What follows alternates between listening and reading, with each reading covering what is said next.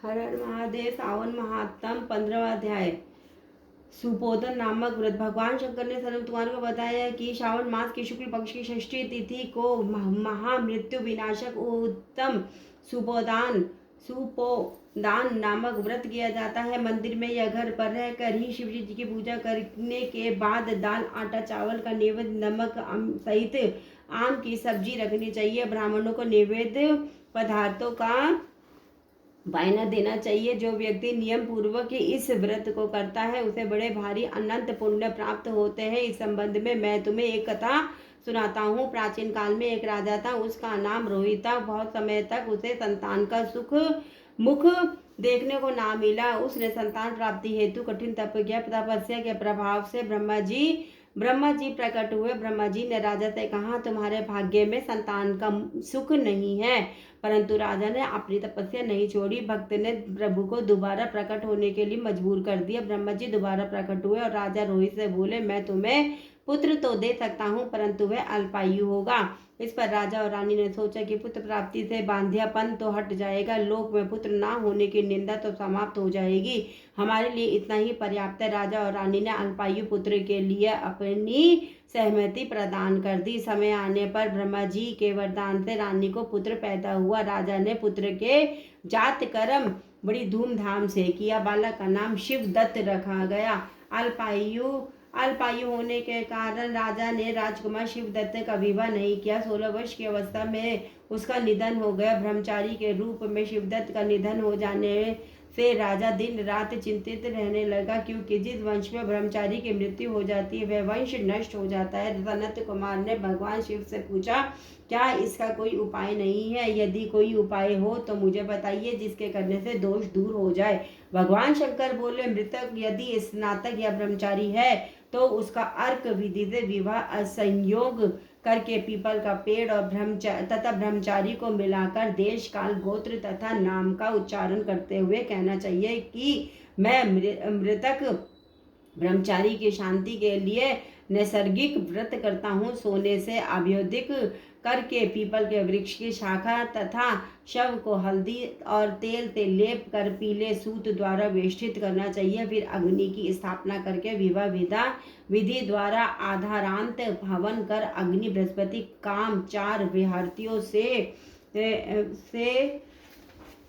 हवन कर स्वीकृत संज्ञक होम कर क्रम को समाप्त करे। इसके बाद पीपल की डाल तथा मृत शव का अग्नि संस्कार करना चाहिए। मृत्यु की संभावना हो तो इस व्रत को 6 वर्ष तक करना चाहिए। 30 ब्रह्मचारियों को नए कोपीन देना चाहिए। खड़ाऊ छत्र माला चंदन मणि प्रवाल तथा आभूषण देने चाहिए। इस प्रकार करने से कोई विघ्न नहीं रहता।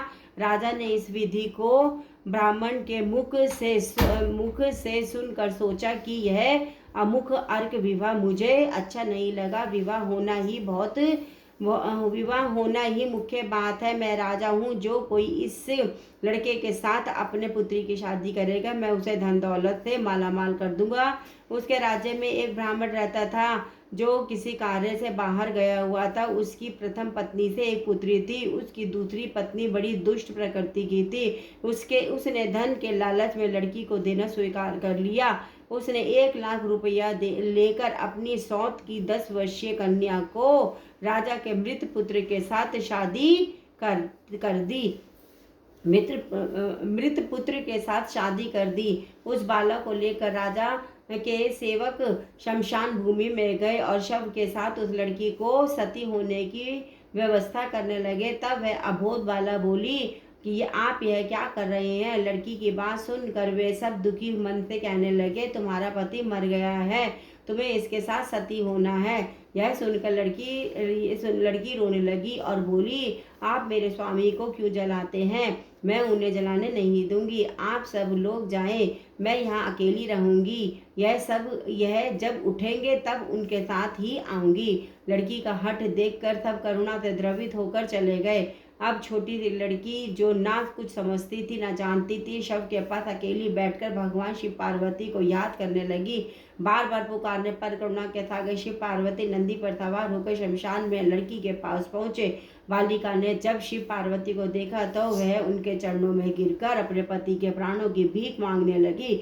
शिव पार्वती बालिका के बाल स्वभाव से प्रभावित होकर बोले, तुम्हारी माता ने सुपोदान का व्रत किया था। तिल तथा जल लेकर उसके फल का संकल्प कर अपने पति को दो तथा अपने मृत पति से कहो, मेरी माँ ने सुपोदान नामक व्रत किया था, उसके प्रभाव से मेरा पति पुनः जीवित हो जाए। भोली भाली बालिका ने भगवान शिव पार्वती के आदेशानुसार वैसा ही किया। शिवदत्त तुरंत ऐसे उठकर बैठ गए जैसे कोई सोता हुआ उठकर बैठ जाता है। शिव पार्वती उस बालिका को व्रतोपदेश देकर अंतर्ध्यान हो गए। शिव पार्वती के अंतर्ध्यान होने के बाद शिवदत्त ने उस बालिका से पूछा, तुम कौन हो? मैं यहाँ शमशान भूमि में क्यों हूँ? बालिका ने सारी कथा उसे बता दी। अगले दिन नदी के तट पर स्नान करने के लिए आए हुए लोगों ने वापस लौटकर राजा को बताया कि उसका पुत्र उस बालिका के प्रभाव से जीवित हो गया है।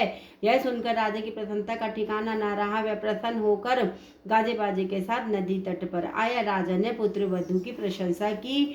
मेरी यह पुत्र वधू सुभागा और धन्य है, इसके सजीव पुण्य से राजकुमार को जीवन दान मिला है।